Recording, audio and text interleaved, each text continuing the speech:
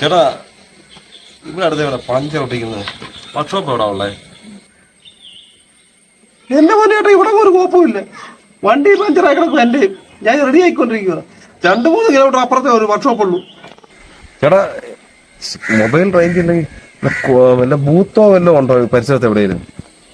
ബൂത്തൊന്നുമില്ല. ഒരു coin box ഉണ്ടോ അവിടെ, ആ വളവിന് പോയി നോക്കൂ. എന്നാ ബൂത്തിലോട്ട് പോരാ. കോയിൻ ബോക്സാ, ചില്ലറയില്ലല്ലോ. ആരോടാ ചോദിക്കുക?